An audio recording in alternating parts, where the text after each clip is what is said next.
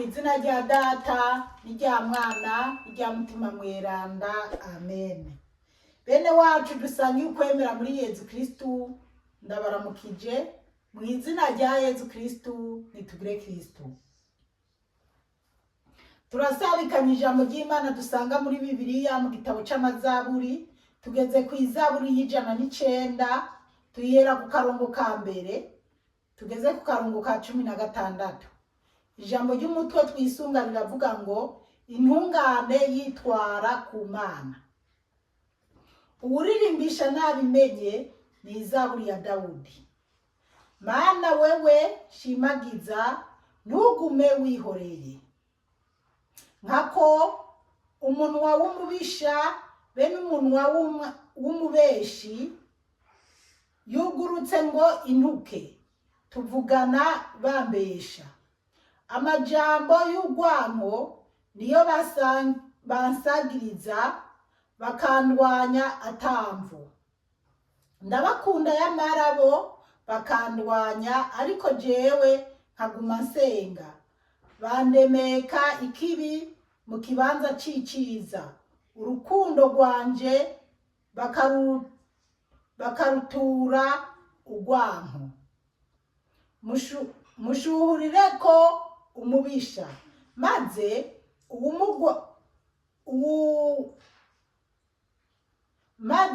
uwumwagiriza amuhagarare iburyo. Nibamucire urubanza icaha kimwagire, igisabisho ciwe gicike igicumuro. Imisi yiwe nigabanuke, maze uwundi asubire mu gikorwa ciwe. Abahungu biwe barakaba imfuvyi, umugore wiwe abe umupfakazi. Abahungu biwe baragapfa bayerera bashira, baragakebakeba kure y'imisaka yabo. Uwo aheraniye akukumbe ibyiwe byose, abanyamahanga banyage ibyo yakoreye. Arakabura n'umwe amugirira ubuntu, ntihakagire n'umwe agirira impuhwe imfuvyi ziwe. Abamwamukako baragatikira, izina ryabo rizimangane mu ruvyaro ruzokurikira.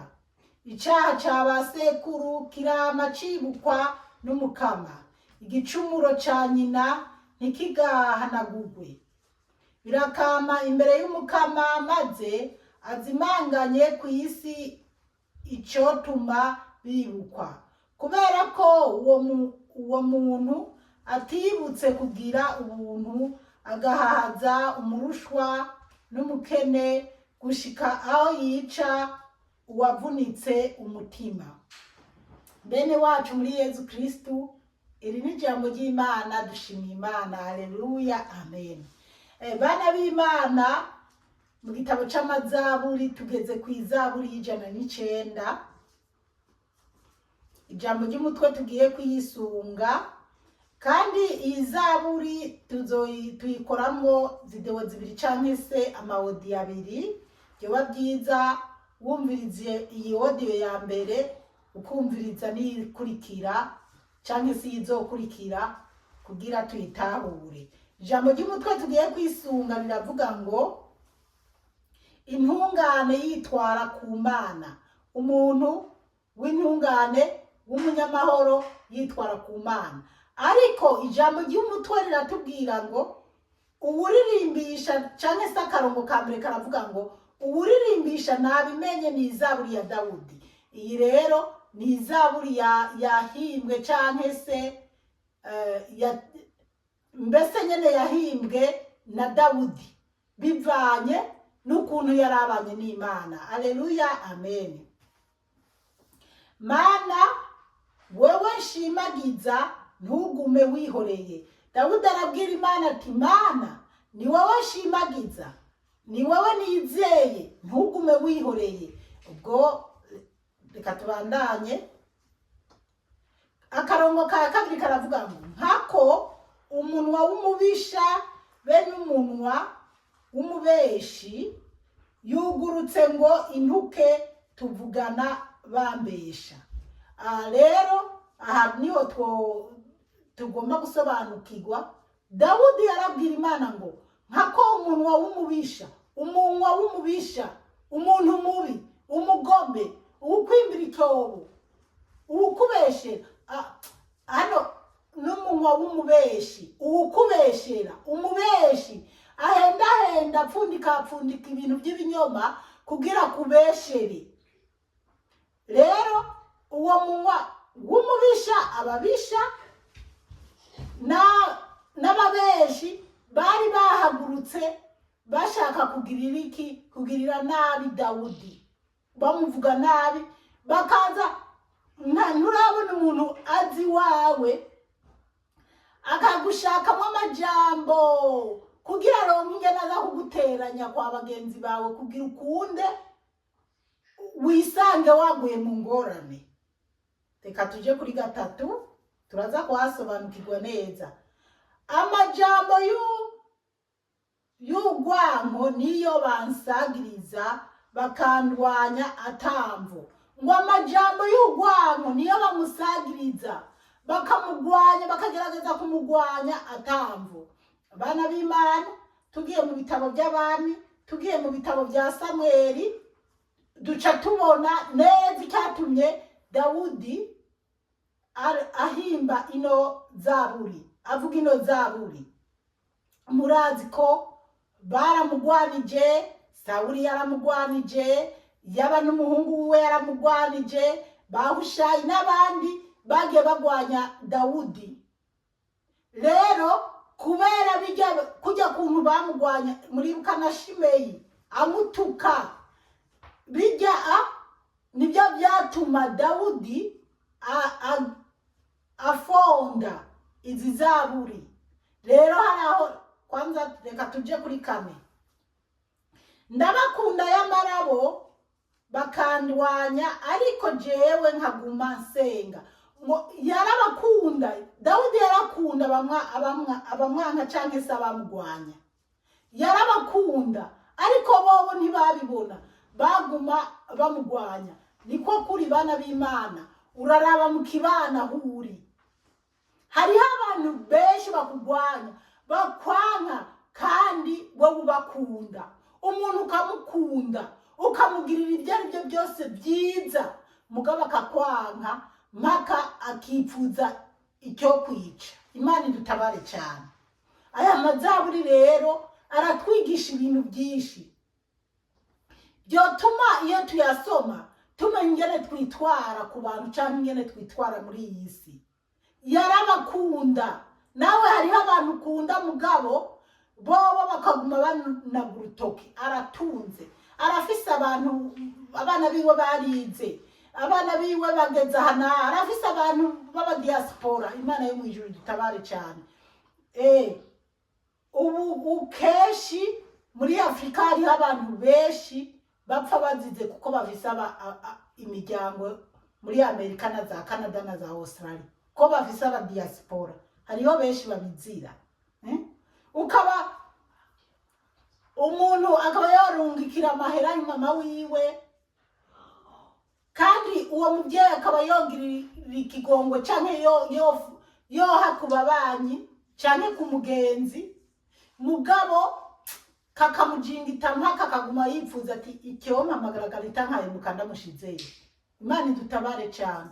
Ni benshi bapfa kubera ivyo, n'abandi bica abantu kumuhora itongo ryiwe gusa, mbese uravye ibintu ubugome buri mu iyi si buba burenze.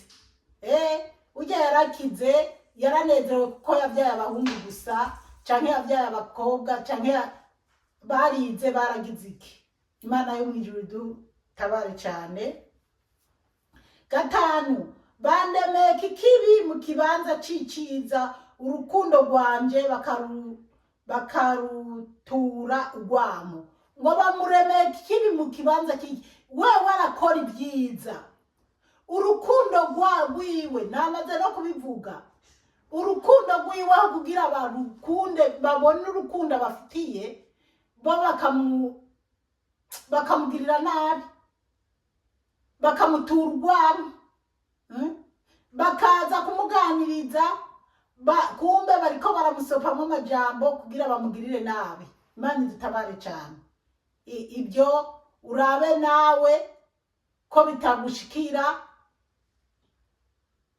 hejuru y'ukuntu wibereyeho, ho kugira umuntu weretse urukundo akwereka urundi, ahubwo ararereka kubita urugohe agushirire mwisirano mutwo muri ko nyimbara kacupa mwariko murasara. Ibaze kuja mu kabare n'umuntu w'umugenzi urikura umusororeye agacupa muga yarere kuhagurutse gatoya akabakuru akororeye mwishano mwisumu. Imana yo mwijuru idutabare cyane, iduhe kubitahura.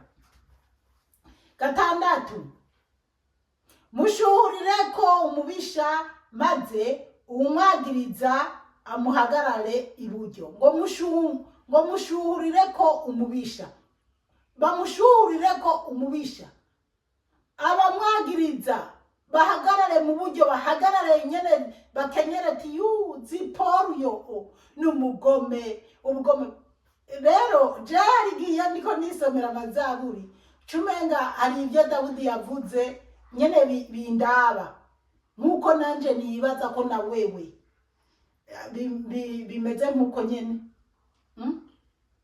Ndibuka ukuntu nigeze kuba mu nkambi. Hari ibintu biba mu mitwe yacu cyangwa mu mitima bikomeretsa umuntu, bigukomeretsa ukibaza. Je ndibuka hari igihe abantu bigeze kunyagiriza, umuntu agahimba abantu ngo genda mwagirize naka ibi nibi kandi atari ibyo. Ndibuka n'imbere y'Imana igihe kimwe umuntu yigeze kumbeshera arashira mu bashingana. Ni byinshi ariko iyo nibutse icyo gihe uwo muntu akagenda kurondera abashingana bakabaha amahera, ariko Imana idutabare cyane. Kandi jewe rero ndashimira Imana nubwo n'abandi ko ndatanga akarorero, kuko abantu benshi twagiraniye ibibazo twarababariraniye, benshi twaratelefonanye twarababariraniye. Mugabo ucunge ntuze nyimba wamugirira nabi abandi ntuzo usubire kugirira nabi abandi, canke nyimba hari nabo wagiriye nabi ubasaba imbabazi mukiri mu mubiri. Imana yo mwijuru iduhe gutahura cyane. Niba mucire urubanza icyaha kimwagire, igisabisho ciwe gicike igicumuro.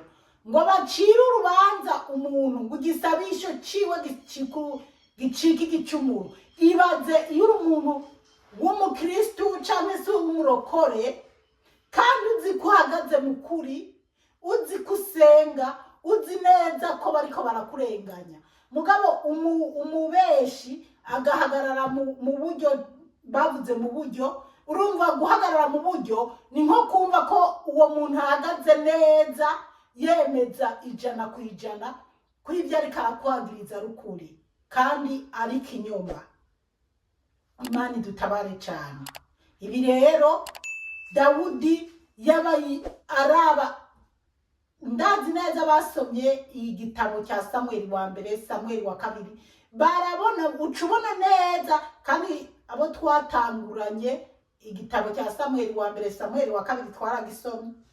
Rero ucubona neza ingene Dawudi yagiye hamwa abamuhendahenda ibi nibi bamubeshera ibi nibi. Mugabo Dawudi akavuga ati Mana jewe ndasenga. Twatanguye tubona ingene yavuga ati je ndasenga nubwo bandenganya ndi mukuri ndasenga, ariko aritwara ku Mana, kuko ijambo ry'umuto ryatubwiye ngo intungane yitwara ku Mana. Nawe kugira niwabona abo bose bariko barakugirira nabi, uzumenya aho uzoza kwitwara, kuko ngaha mwisi ho ntitwitwara ku bantu ngo badutunganirije nk'uko biba bikenewe. Abantu benshi, abacamanza benshi birira amahera ya ruswa, urubanza bakarugondagonda, itongo ryawe ngo fye, impene yawe ngo fye, agakakawe kagiye, akazi wari ufise bagahitanye. Ibintu nk'ibyo ntibarabira imfubyi, ntibarabira umupfakazi, ntibarabira n'umubose, barira amakashi. Kandi Imana itubwira ati mu rubanza ntuce urubanza witwaje ngo hinge mpengekere imfubyi cyangwa umupfakazi cyangwa mpengekere umutajiri. Tunganya neza uko byogombye kugenda. Umunani aravuga ngo iminsi yiwe nigabanuke maze ubundi asubire mu gikorwa ciwe. Uku niko baba bariko barashaka kugirira Dawudi, bipfuza ko iminsi yiwe yogabanuka kugira uwundi asubire mu gikorwa ciwe. Ucubona ko na Abusalomu wa muhungu wiwe yari karipfuza ati iyo data apfa akavaho nkaja ku butegetsi, ibaze kugwanywa n'uwo wavyaye. Abusalomu umuhungu wa Dawudi. Abahungu biwe barakaba imfubyi, umugore wiwe aba umupfakazi. Ngo abahungu biwe barakaba imfubyi, bariko baripfuriza inabi Dawudi. Ngo abana biwe baba imfubyi, umugore wiwe aba umupfakazi canke se abagore biwe baba abapfakazi. Ariko Dawudi yavuze ngo umugore wiwe abe umupfakazi. 10. Abahungu biwe baragapfa bayerera bashira. Ngo abahungu biwe baragapfa bayerera bashira. Murazi gupfa uyerera ushira, nukuba uri kurayerera unagwaye, ufise ubuzima bugoye, ufise inzara, ugenda ushira amagara kuyonga ko uri kuranayerera. Noneho murazi niko babimwipfuriza. Dawudi ariko aravuga ibyo abasi biwe baba bariko baramwipfuriza, baba bamwipfuriza. Abahungu biwe baragapfa bayerera bashira, ubuzima buriko bagwaye, bashira umunwera nka wa muhungu we yashira umunwera kubera Tamari. Ibintu nk'ibi baragakeba kure y'imisaka yabo. Ngo baragakeba kure y'imisaka yabo. Nibavuze ngo imisaka yabo, nibavuze imisaka, inzu zabo zicika imisaka. Abahungu biwe bapfakare bayerere imisaka, inzu zabo zicika imisaka, bayerere kure mu bindi bihugu, mu zindi ntara, batokwegera aho insago zabo ziri. Imana iduhe kubitahura cyane. 11. Uwo aheraniye akukumbi ibyiwe byose, abanyamahanga banyage ibyo yakoreye. Bana b'Imana, uwo aheraniye akukumbi ibyiwe byose, abanyamahanga banyage ibyo yakoreye. Uwafitiye ideni aza kukumbi inka n'impene n'amazu n'ibyo atunze byose abitware. Abanyamahanga baze bamunyaga urukomba amazi ibyo yaruhiye, ibyo yakoreye. Niko abantu bipfuriza abandi, ariko si abantu bose. Hariho abantu bubaha Imana, bakorera Imana,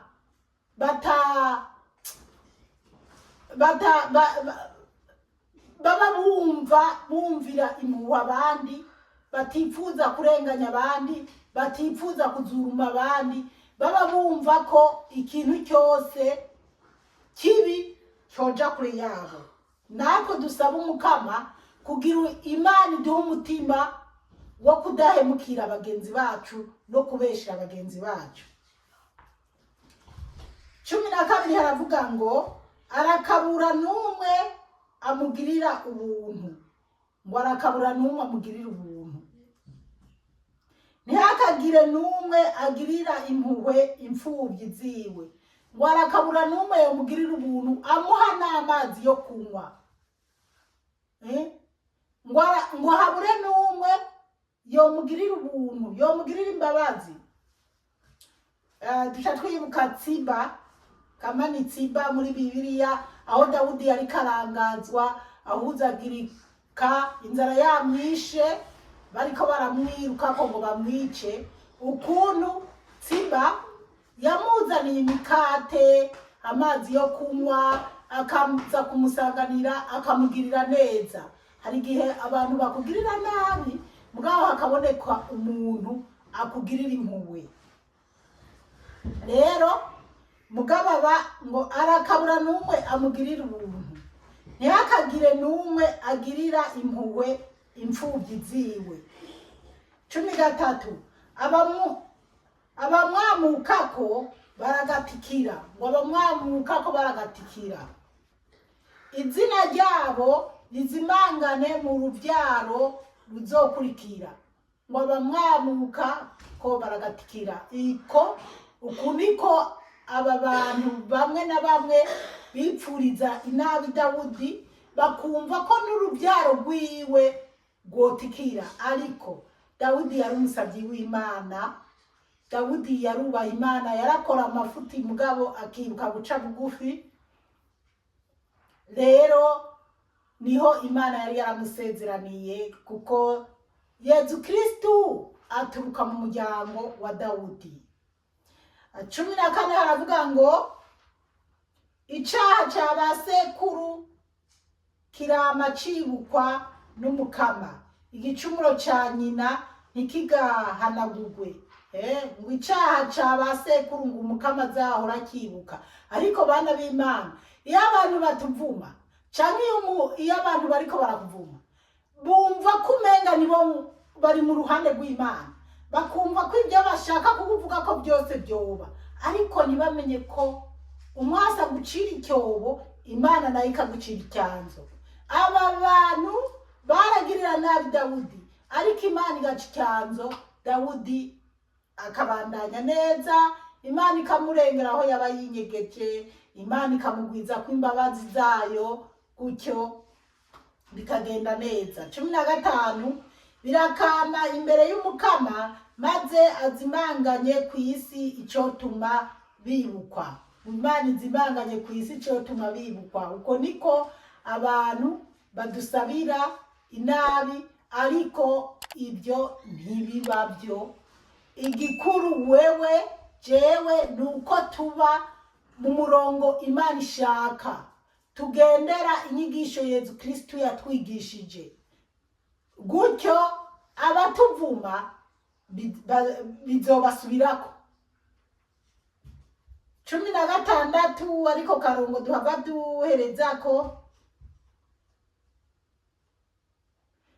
reka 15 birakama imbere y'umukama, maze azimanganye ku isi icotuma bibukwa. 16 kubera ko uwo muntu atibutse kugira ubuntu, agahahaza umurushwa n'umukene, gushika aho yica uwavunitse umutima. Rero abantu bakakwipfuriza inabi, kandi wowe n'Imana muzinanye ko atacyo mupfa n'Imana, atacyo upfa n'Imana. Hano twabonye Dawudi avuga ati jewe ndasenga ndi umunyamahoro. Dutangura tubona ngo intungane yitwara ku Mana.